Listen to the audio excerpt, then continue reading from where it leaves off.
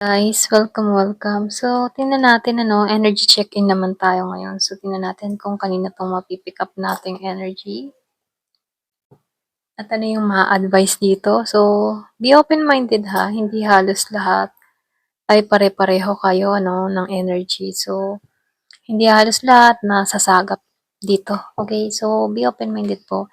And thank you nga po pala sa mga nagsu-subscribe, sa mga bumabalik. Maraming pong salamat. So, kapag nasagap yung energy niyo, mag-comment na lang po kayo diyan below. Ayan, start na tayo, no? So, tingnan natin kung kanino 'tong mapi-pick up nating energy ngayon.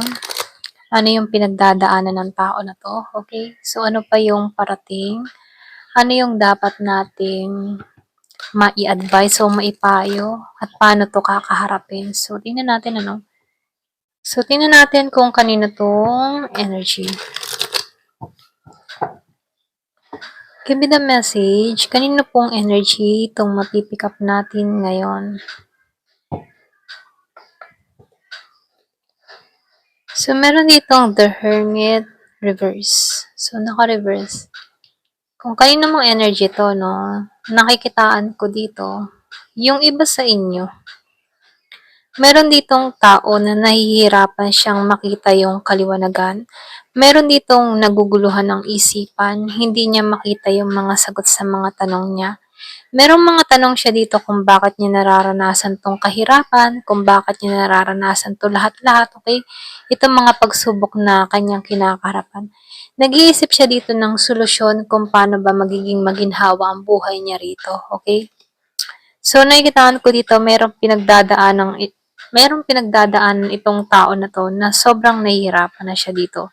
Pwedeng sa buhay niya ngayon, pwedeng sa love life niya, pwedeng sa trabaho, or pwede rin sa kanyang kalagayan ngayon, So, nakikitaan ko dito, meron lang ditong taong ganon, okay?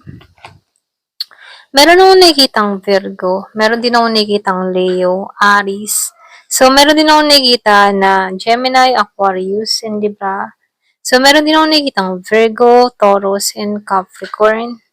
Merong Scorpio, Cancer, and Pisces. Halos lahat nandito na. So, piliin mo kung energy mo tong nababasa ko. Okay? So, dito, nakikitaan ko rin dito. Nagiging mailap sa tao nito yung kabuhayan ng kapirahan, Kumbaga, nagigipit siya dito.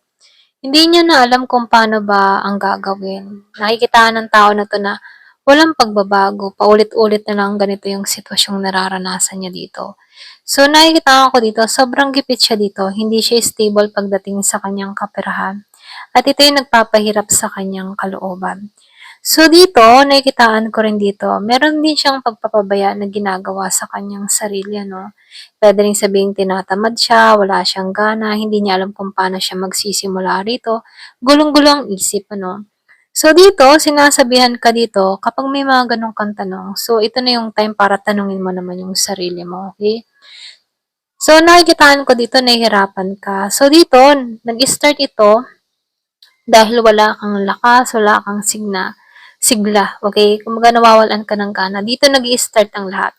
So, dito, ngayon, kailangan mong baguhin yung mindset mo. Hanapin mo kung saan ka nagiging masigla. Okay? So, sinasabihan ka dito, hanapin mo, or pwede rin sabihin gumawa ka ng panibagong hobby, tanggalan mo muna yung pag-iisip mo ng mga negatibo, bagay. So, dito, kailangan mong laging maging positibo. Okay? Kung ngayon, nagigipit ka, hindi naman palaging magigipit ka.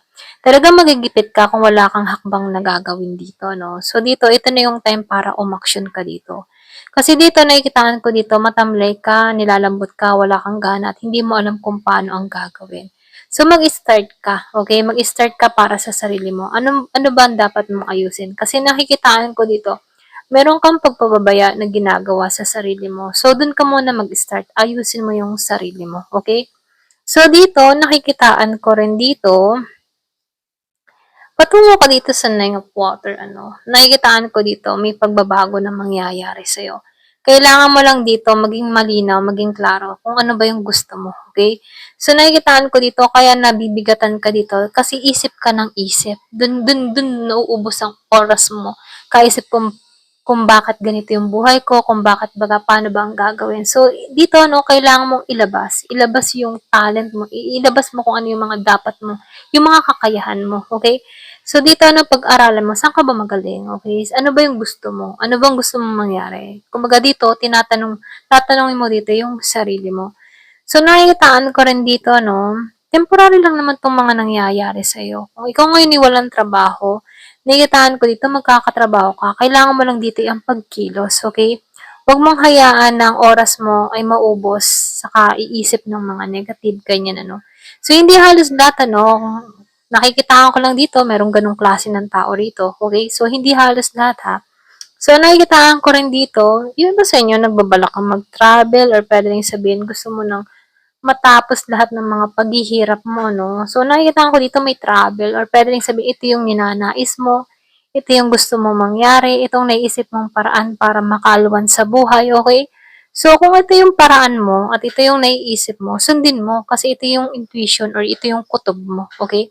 So, ito na yung time para gumawa ka ng hakbang para sa mga pangarap mo, okay? So dito, nakikitaan ko dito sa Ace of Ear, ano, sinasabihan ka dito, kailangan mo ng lakasan ng loob. Kasi meron ditong magandang naghihintay sa'yo, okay? Kailangan mo lang ditong magpakatatag. Kailangan mo lang ditong kumilos. Bitawan na yung mga dapat bitawan, lalo-lalo na yung mga hindi nakakatulong sa sitwasyon mo. Tulad ng mga negatibong bagay, negatibong tao, at maging sa mga negatibong environment na hindi nakakabuti para sa'yo. So, dito sinasabihan ka dito, pakawalan mo na 'to, okey? Hanapin mo yung ligaya mo, hanapin mo yung saya mo.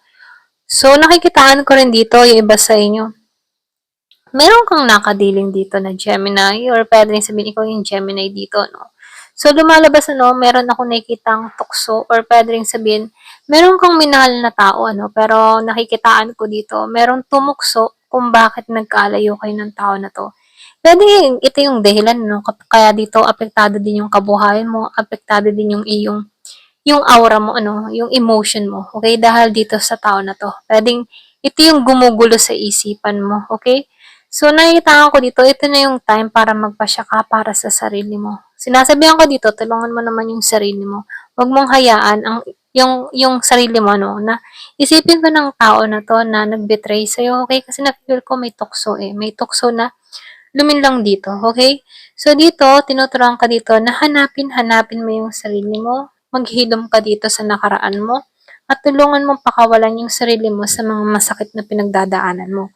So, nakikitaan ko dito sa panahon ngayon wala kang lakas. Kasi mahina ka pa dito, no? Kasi dito pwedeng bago pa lang to, or pwede ring sabihin na pinanghihinaan ka pa ng loob, or pwede ring sabihin na nasasaktan pa yung puso mo, okay?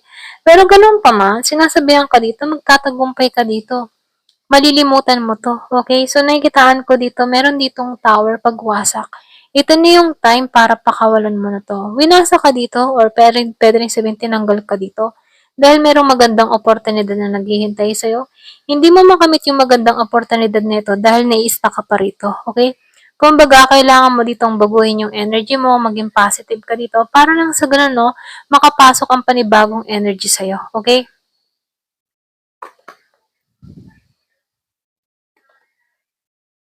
So, dito, no, meron ako nakikitang Gemini, Aquarius, and Libra. Merong Aries, Leo, Sagittarius. Yung iba naman sa inyo, apektado ng spell or pwede rin sabihin nakakaranas ka mga kung ano-anong bagay or experience, sakit ng katawan, puso mo, or pwede rin sakit ng ulo, binte, kamay, mga ganyan, no? So, meron ako nakikitang hindi makatulog, laging balisa, okay? So, nakikitaan ko dito, no, yung iba sa inyo apektado ng spell or pwede rin meron kang kaaway, merong gumagawa ng masamang intention sa'yo. Kaya dito, no, hindi mo maintindihan kung bakit mo nararamdaman ang mga bagay na ito, okay? So, kung meron kang kaaway, no, or kung meron kang alam na merong something na gumagawa sa'yo, ito na yung hakbang para gumawa ka ng plano. Ito na yung hakbang para kontrahin to. Ito na yung hakbang para yung tipo na magpagamot, okay? So, nakikitaan ko dito, no, dito wala kang lakas, kumbaga hindi ka aware sa nangyayari sa'yo. Kasi nakikitaan ko dito feeling stuck, feeling down, or puwedeng sabihin lagi kang nilalambot, okay? Yung parang tipong gusto mo magbago pero may pumipigil sa'yo sa pagbabago. Feeling stuck ka sa sitwasyon. So, dito sinasabihan ka dito, no, kailangan mo tulungan yung sarili mo. So, mag-cleansing ka or mainam din yung cleansing yung bath salt, okay? Hindi man to agad biglaan na mawawala tong mga ganito. At least mababawas-bawasan, yung mga iniinda mong karamdaman, okay? Kumbaga, hindi agad sapul na sapul ka dito kapag nagki-cleansing ka. Konting daplis-daplis lang pero hindi ka sapul dito, okay? So, dito, ito lang yung um, unang hakbang na gawin mo. Mag-cleansing bath kung meron kang mga nararamdamang kakaiba, okay? Yung salt bath, ganyan. And maglagay ka na rin ng mga kontra-kontra sa iyong tahanan para nang sa ganun, protektado yung space mo. Okay? So, marami namang mga pangontra dyan na mapapanood sa YouTube, Facebook. So, sundin mo na lamang ito, okay? Or pwede rin sabihin, sundin mo kung ano yung kutob ng puso mo, okay? So, dito, meron time na kapag nakakaramdam ka niyang ganyan, sundin mo yung intuition mo. Pag pakaramdam mo merong gumagawa sa'yo, okay? So, dito, nakikitaan ko rin dito. Yung iba sa inyo, meron ditong offer na parating, okay? Nakikitaan ko dito. Merong ex na magbabalik sa'yo, o offer sa'yo, magbibigay sa'yo. Pero ganun pa man, nasa sa'yo na lang kung tatanggapin mo ito, okay? Meron akong nakikitang Virgo, Taurus, and Capricorn. Ayan. So, tingnan natin dito, kung ano yung mensahe pa sa'yo.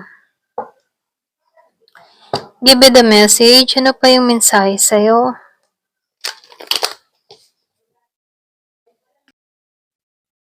Give me the message. So, tingnan natin kung ano pa yung spiritual message sa'yo.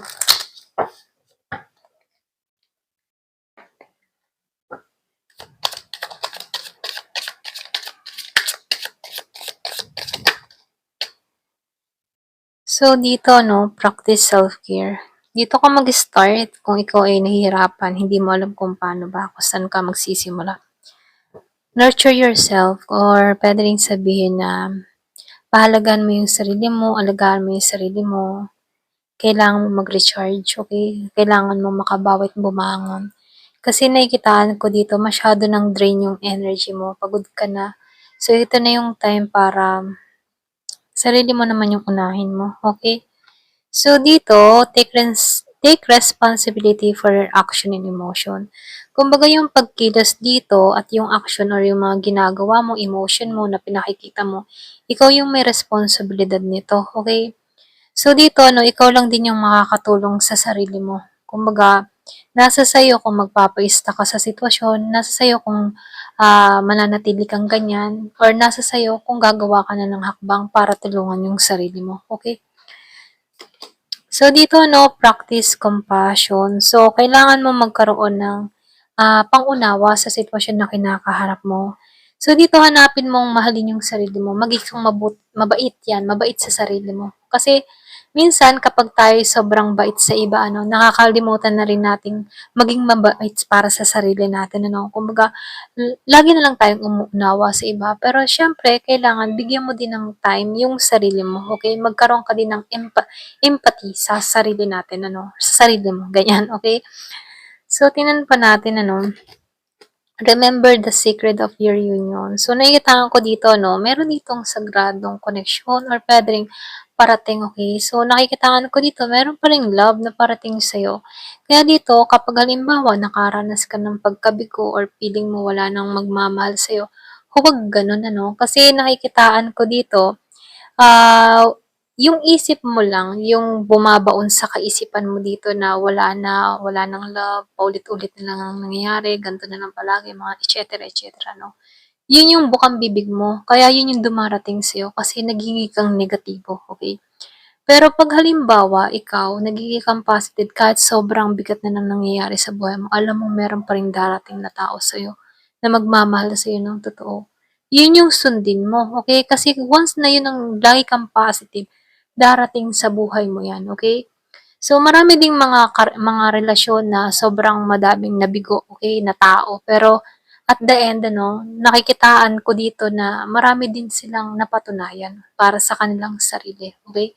So, nakikitaan ko rin dito na meron tao na magbibigay or magbibigay ng pagpapahalaga sa'yo or tamang tao na mamahalin ka ng totoo. Kasi dito, no, sinasabihan ka dito or pinapaalalahanan ka dito na merong secret union na talagang para sa'yo. Okay? So, dito, ano, trust in the universe. Ito na yung time para magtiwala ka kay God. Pwede rin sabihin, nakakalimot ka na magtiwala. Pulos ito na lang tao na to yung iniisip mo. So, pwedeng awakening to sa'yo para si God naman yung unahin mo. Okay? Pwede rin sabihin sa sobra mong pagka, yung tipong, sa sobra mong pagka-busy para dito sa tao na to, kahit dito, no, nakakalimot ka na. So, ito na yung time para calling, gising, ginigising ka dito para siya naman yung unahin mo, no? Or pwede rin sabihin, pinapaalalahanan ka dito na merong Diyos na kung saan, ano, pwede mong isurrender lahat ng mga alalahanin mo, lahat ng mga problema mo, na kung saan, ano, siya yung tutulong sa'yo, okay? So, meron namang verse, ano, na lagi kong iniisip, ano, na verse sa Bible, ano, delight yourself to the God and He will give the desires of your heart. Ika nga, ano. So, kapag ikaw ay sinurrender mo lahat ng mga nararamdaman mo baga at naniniwala ka sa plano niya para sa'yo, yun yung magaganap sa'yo, okay? So, kahit hindi biglaan yung pagdating ng taong magmamahal sa'yo, no? Alam mong darating yan kasi nagtitiwala ka sa presensya ng Diyos sa buhay mo, okay? So, yun lang, ano. Ayan. So, dito, no, release old pattern and beliefs. So, ito na yung time para tanggalan yung mga lumang paniniwala, yung mga maling pattern, ano. So, ito na yung time para i-release, tanggalan yung mga dapat tanggalan, yung hindi makakabuti para sa'yo. So, ito na yung time for healing at growth at transformation. Ayan. So, embrace vulnerability. So, nakikita ko dito, so, nafe-feel ko dito, no, kailangan nating maging open, maging authentic, ano. Kasi once na tayo authentic sa ating sarili, syempre, kailangan una sa lahat maging authentic tayo sa ating mga sarili, ano. Kasi once na tayo authentic sa ating sarili, tanggap natin eh, kahit merong mga batikos na sinasabi sa atin ng tao, mga komentong hindi magaganda, tanggap natin kasi alam mo sa sarili mo at yung mga natatanggap mo kung ano yung nakikita nilang mali sa'yo at hindi ka nagre-react. Kumbaga, inuunawa mo kasi kung tutusin, meron din silang point sa mga sinasabi nila sa'yo, okay? So, dito, no, nakikitaan ko dito, kailangan mo lang dito magtiwala, okay? At syempre, magtiwala din sa sarili mo. Kahit merong mga nagsasabi ng hindi magagandang komento, bash, ganyan, ano. Intindihin mo na lang 'tong mga tao na 'to kasi ganun yung takbo ng mindset nila about sa'yo at hindi mo na mababago yun at hindi mo rin mapi-please ang mga tao kung ganun yung tingin sa'yo, okay? Ayan. So, dito, no, practice ng judgments, acceptance, and compassion, understanding, and love. Okay? So, nakikita ko dito, kailangan din syempre hindi tayo maging mapanghusga sa ating kapwa kasi baka mamaya yung tao may mga pinagdadaanin din personal, ano. So, nakikitaan ko dito, ito na yung time para matuto tayong mangunawa o umunawa, ganun, okay? So, dito, no, strength your spiritual connection. Ito na yung time para palakasin yung faith mo.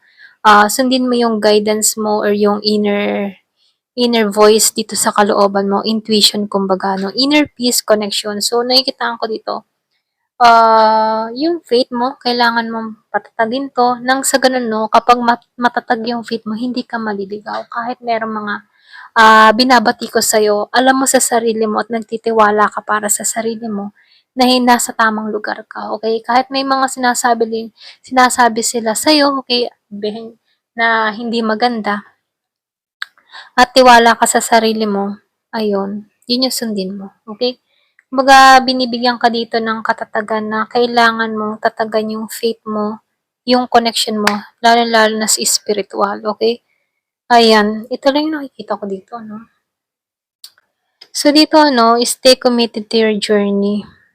Kailangan mo lang dito magtiyaga, magtiwala, practice forgiveness, o humingi ng, yung kumaga, practice forgiveness, yung parang, kailangan nating tumanggap ng pagpapatawad or pwede rin sabihin na yung magpatawad. May time din may mga tao na hirap magpatawad lalong-lalo na matindi yung mga ginawa sa kanilang pagkakamali. Okay, at dumating na rin ako sa point ng ganyan, ano. Pero ganun pa man, mas inunawa ko yung sarili ko. Alam mo yun? Kumbaga nafi-feel ko dito na kailangan matuto tayo magpatawad lalong-lalo na sa mga tao na nakakapanakit sa atin, okay? For example, para sa akin ano, tulad ko, siyempre kinukulam tayo at talagang mahirap yung sitwasyon na gano'n. Pero gano'n pa man, wala akong galit dun sa taong gumagawa sa akin ng masama, okay? Kumbaga hinahayaan ko si God, sinu-surrender ko sa kanya lahat ng mga tao na nakakagawa ng masama sa akin. So, nakikitaan ko din naman na kumikilos ang Diyos sa buhay ko at kita ko naman ang nangyayari do'n sa mga taong gumagawa ng masama sa akin, okay? So, do'n ako nagtitiwala, ayan. Share ko lang, ayan ano. So, dito ano, meron ditong honor your boundaries. So, respect, understanding, communication, and trust. Ayan. Magtiwala tayo. Matuto tayong rumispeto. So, practice self-love. So, dito ano kailangan natin matutunan mag-self-care, self-respect, and self-worth. Okay? Mahalin yung sarili. Celebrate each other as success. So, joy and support. Kumbaga, kapag halimbawa, merong tao na nagtatagumpay sa buhay, huwag tayong mainggit sa kanya. Yun yung oras niya para magtagumpay, ano.